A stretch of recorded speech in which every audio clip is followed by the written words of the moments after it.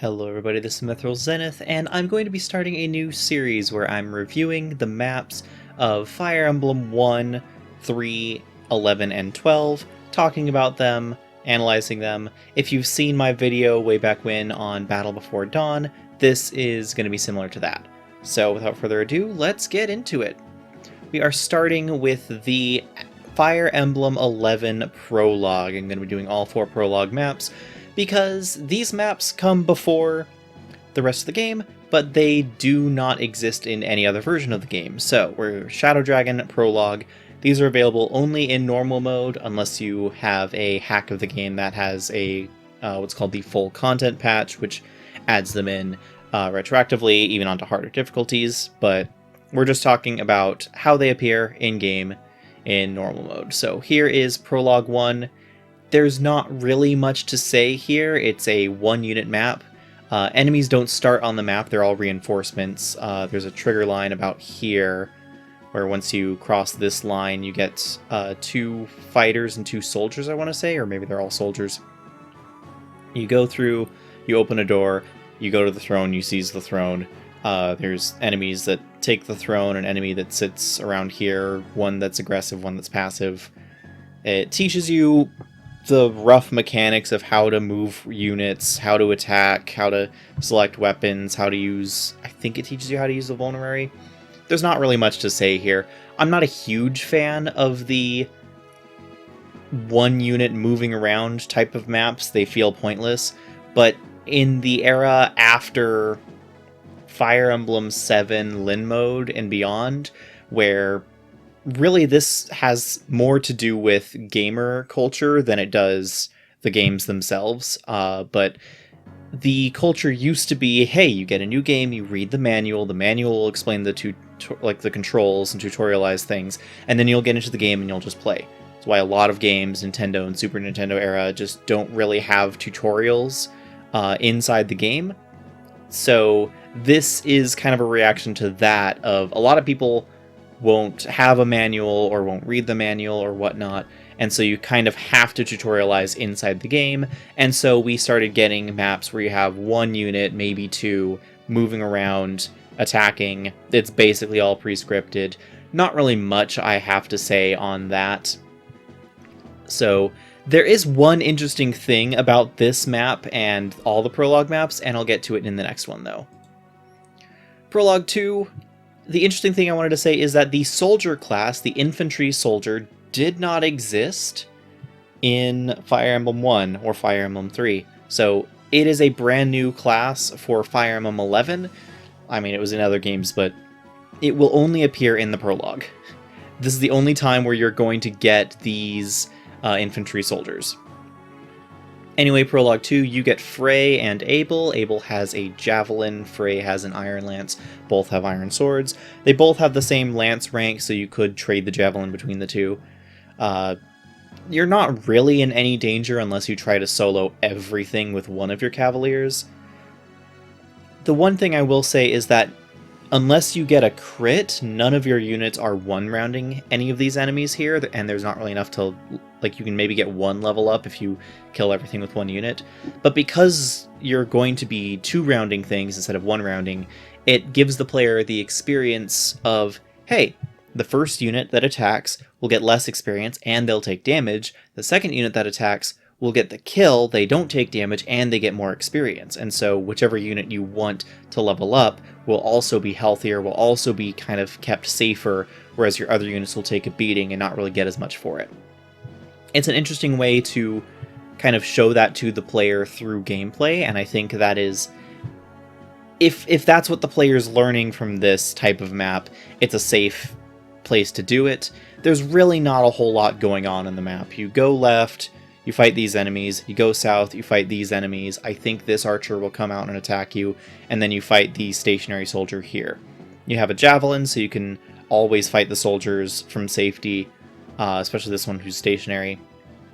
It might teach you, hey, if you have the javelin equipped, you'll be able to counter the archers, but you might not do that, which will then teach you, well, you know, swords and iron lances can't attack at 2 range.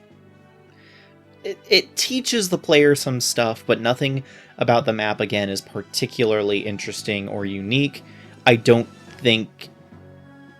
It's another kind of like you take it or leave it map. I think, you know, there's not really a lot to play around with it here. There's not really a lot more to say. Prologue 3 is where we start getting a little bit more to do. It's a lot more open. I mean, look at this open space. It introduces Jagan, your pre-promoted paladin. You also get Kane. One of these is Kane. I don't remember which one. They all look the same to me. It also introduces forts and houses. Sorry, I'm looking at my notes right now just to make sure I'm not forgetting anything. Jagan's low experience gain and low growths are explained in one of these houses. I forget which one. It's like one of these two down here, I think. They even just say outright, hey, Jagan's great. He's a veteran of previous campaigns. But if he does all the work, then your other units won't grow. So make sure that they get a little experience too. They don't tell you not to use Jagan. They only tell you to think about leveling up your other units. I think this is an effective way to do that, an effective way to teach players who are visiting houses and trying to gain information. Though I do understand that there is a natural tendency whenever you're warned against doing something once, for players to go way too strong in the opposite direction and say, hey, I'm never going to use Jagan ever now. Because Jagan is pretty solid. He's able to, I think, one-shot just about every unit on the map if he uses his Silver Lance, which is an option for players who just kind of want to get the map over with. I think this house introduces forts. No, this house introduces enemy range luring. So the idea that, hey, some enemies will charge towards you aggressively. Some will wait until you're in their attack range and then they'll attack you. And so put someone in their attack range that can take a hit and then counterattack them. Having the game literally tell you this, and this being kind of one of the de facto Fire Emblem strategies on maps where it's possible, like, basically this map tells you how to play the game and a strategy that will, for the most part, allow you to beat the game. I'm all okay with that, because again, this is a normal mode only prologue intended for brand new players. Teaching them what a basic strategy is without holding their hand through every step of the way is good. I like that. What do the other houses explain? One of them explains healing on forts, one of them explains weapon durability, and one of them explains javelins and hand axes having 1-2 range. Weapon durability is important because before this point in time, you really don't have enough enemies to fight to break one of your weapons, but you might want to start thinking about that, especially with a powerful weapon like the Silver Lance or Marth's Rapier in your inventory. 1-2 range, you have a javelin, so you were exposed to that, but it might help explain, hey, some enemies can have 1-2 range as well. It's not just javelins, hand axes have it as well, and as you can see, we're going to be fighting mages here, which we'll get to shortly. And then fort healing, it's good that they point it out on a map with forts, but the only forts on the map are so far back and out of the way, I think it really would have benefited the map to have some of the forts be more forward, so that way instead of having to pull back, maybe for several turns of movement just to get some healing in, if they had like a fort on this island or a fort around here close to where you're actually going to be meeting the enemies that are aggressive if you're just moving forward, to incentivize and maybe reinforce the idea of, hey, lure the enemies in, stand on a fort, get healed. They also don't even talk about forts giving defense and avoid, they just mention forts healing. So, you know, that's a possible improvement you could make. Yeah, having forts or forests on the main path, because the main path is very straight and blank, and really the only possible time you're going to be fighting on terrain is if A, you try to lure onto this fort with the very first action, or B, if you delay and then like this archer goes into the forest, then you have to go into the forest to attack the archer. So the map could definitely be doing more to teach the player through experience that they are likely going to have just by going forward, as opposed to, hey, we're going to point out some features on the map vaguely, but then it's up to you to like actually go out of your way to experiment with them. The other thing I want to talk about is that seeing mages in this chapter, and then there's one more in the next chapter, you will not see any mages for the first like 5 real chapters of the game, 4 or 5 chapters. And so being able to fight mages in the prologue definitely at least teaches the player that there's more to combat than just strength and defense, that magic and resistance exist as well, and gets them thinking about that.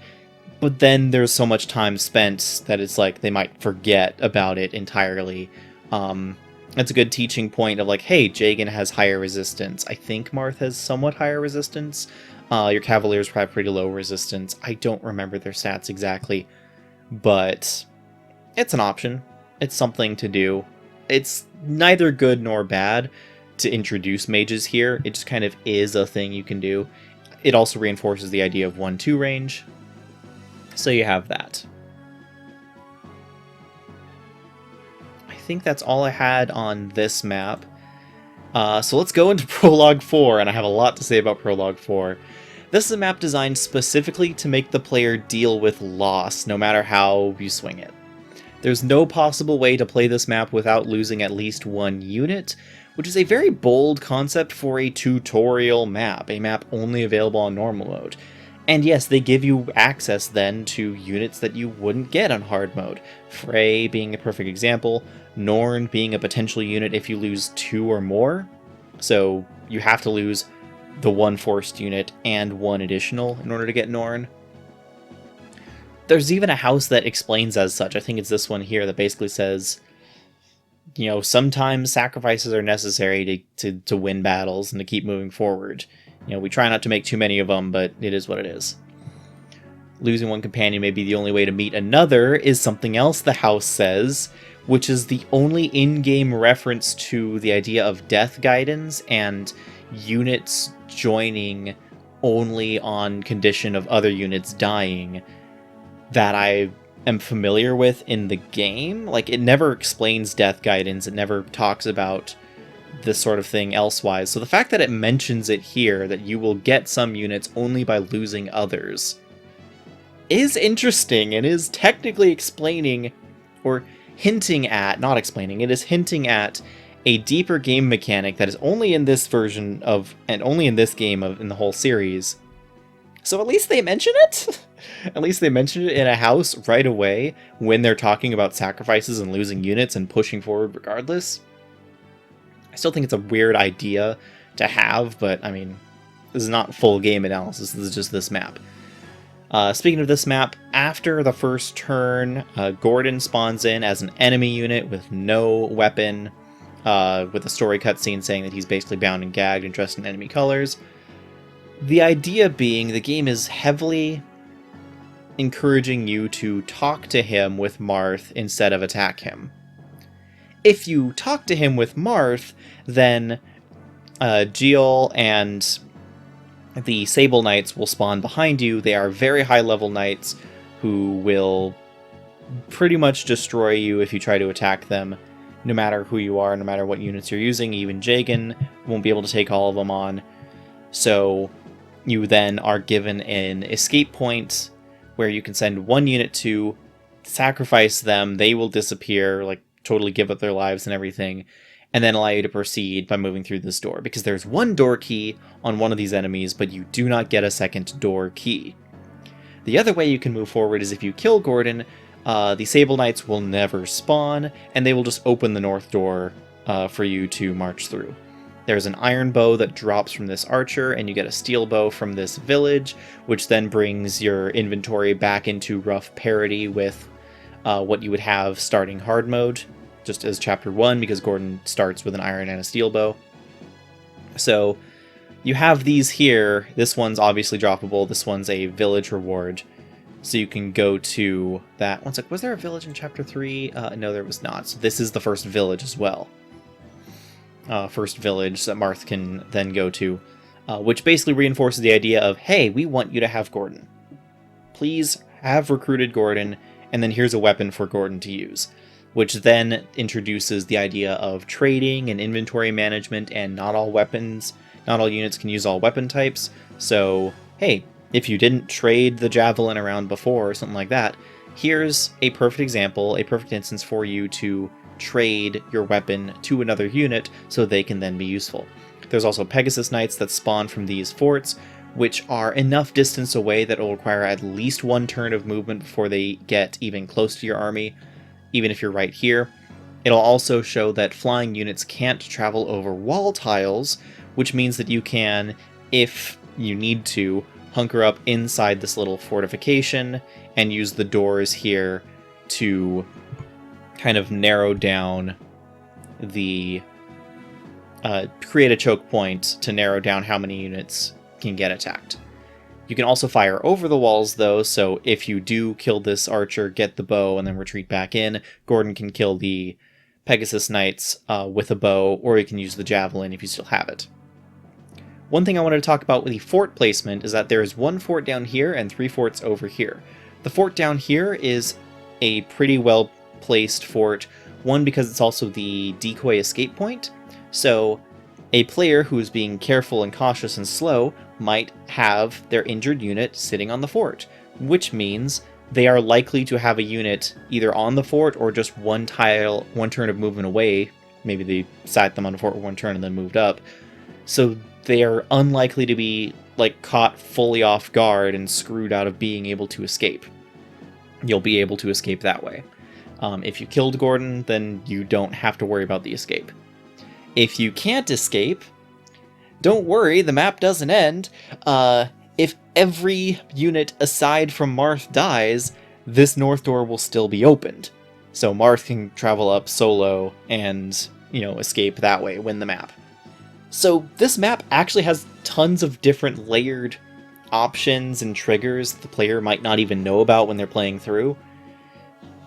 So yeah, these forts up here I think are well placed because if you tried to fight any of the knights, or even if you just, were fighting the Pegasus Knights, or you fight your way outside of here, you then have some forts so you can sit there and heal up, and they're basically one turn of travel, 1, 2, 3, 4, 5, 6, 7, maybe 2 turns if you're Marth or Gordon, but they're pretty close to travel to the boss, so you don't have to go very far if you got hurt too much. And the boss has a javelin, so pretty much any unit that attacks the boss is going to take at least one counterattack. So it's good to have that renewable healing option, especially in this part of the game where I don't know if you have a vulnerary. If you do, you probably don't have more than 1 or 2. So yeah. All in all, this map is hard to rate, and in fact all these prologues are hard to rate because they are prologues. They are meant as purely tutorialized maps. I think that definitely can be a strength and a weakness both. I personally am not a fan of, hey, here's one unit, here's teaching the basics of moving and attacking and whatnot. If you can't make it at least somewhat interesting or give a strategic advantage, there's no forts or bushes to hide in, there's nothing to be clever about your movement. You just have to just go and do the map. And it's the same pretty much every time. I think that there is some benefit to tutorializing things for a brand new player like that in such a heavy-handed way, but I also am not the biggest fan of tutorializing in this way when you can do it in other ways, though I understand why it's done and how it's done, and that pretty much every Fire Emblem game from here on has done the 1 or 2 units starting map, go forward, and then here's a couple more units, go forward, style of map. I do not believe that forcing a unit death in the prologue is a good idea for player retention. I remember being a kid playing through this map the first time and feeling very, very bad about having to lose a unit permanently, and just feeling that immediate choice paralysis for oh, the choice I had to make is lasting for so long. I'm going to regret not having whatever unit I chose to not have with me for the rest of the way. And then I'm constantly going to be thinking about that and worrying about it. Though I will say, if you are going to have a forced death moment like this, a forced choice death, it is technically better to have it early than to have it late, because this means that you are guaranteed to have a unit that you have not really invested much into, so ultimately the sunk cost is going to be less than if you, say, 10 chapters later have a point during the map where you have to sacrifice a unit, and you've only brought units that you've invested into. So if you're going to have a forced sacrifice moment, it's better to have it early, but I don't think a forced sacrifice moment is really great anyway. It tries to get people on board with the idea of playing in what we might call an Iron Man context, playing through the map and not restarting, not giving up. The houses try to reinforce that you should just let your sacrifices live and go forward.